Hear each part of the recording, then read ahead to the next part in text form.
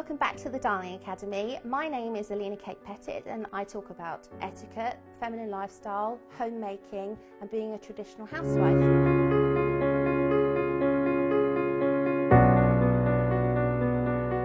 I wouldn't kind of expect my husband to come home from a long day's work and have to cook for me, because my role is being at home. My job is essentially housework.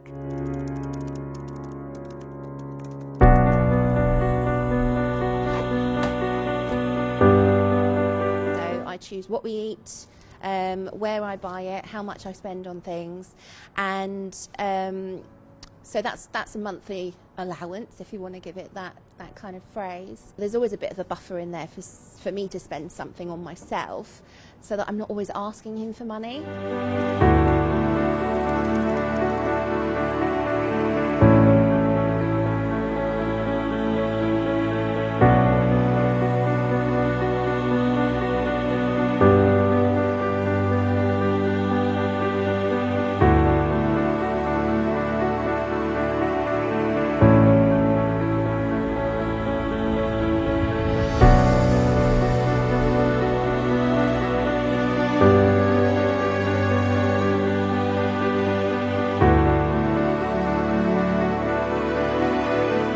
Wife movement, a lot of people want to label you as something, something that you might not have even thought of. Someone even said about this type of housewife was promoted by the Third Reich.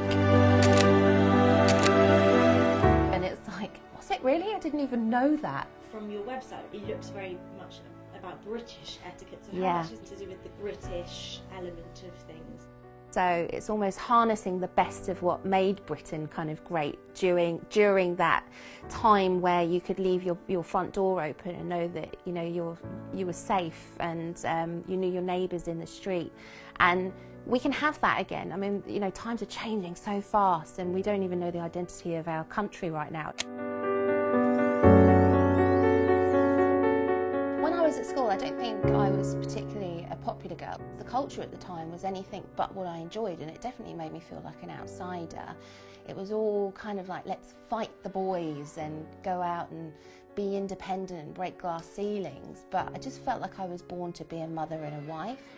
What I really related to were the old shows of kind of like the 1950s and 60s, I Dream of Jeannie and Bewitched. I grew up in a single parent household, and my mum had to go out to work. The home became just this huge burden for her, and I suppose at that point in time I probably identified that I didn't want that same life.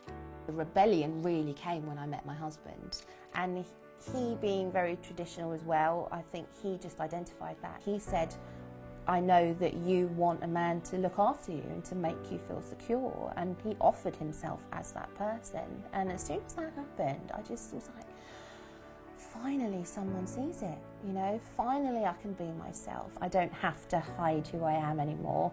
It's almost like the fairy tale came true. My early 20s, I was the typical career girl. I went to London, I was working long hours, because the advice that was coming at me from the media at the time, shows like Sex and the City, apparently it's wonderful and liberating, and I should be in touch with my sexual side. We've got the real housewives that you see, and they're ridiculously wealthy, don't even have to do their own cleaning, and their lives are pretty much a mess. Or the ones popularised in soap operas where they're nagging and miserable and everybody's cheating on each other, and I joined social media and I realised quite quickly there was almost like an underground movement of other women who felt the same. People crave that sense of belonging and home and quaintness and all the traditional aspects.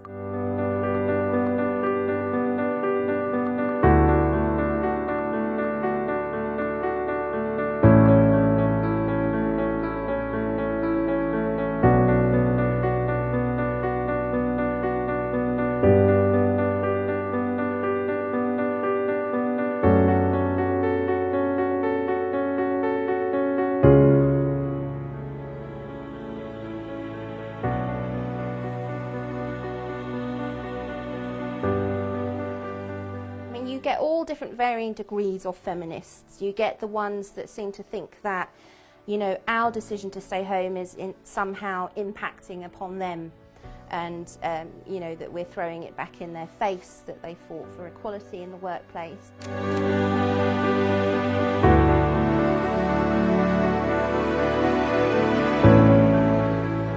My view of feminism is about choices, and to say on one hand you can go into the working world and compete with men, yet you're not allowed to stay home, that's actually taking a choice away.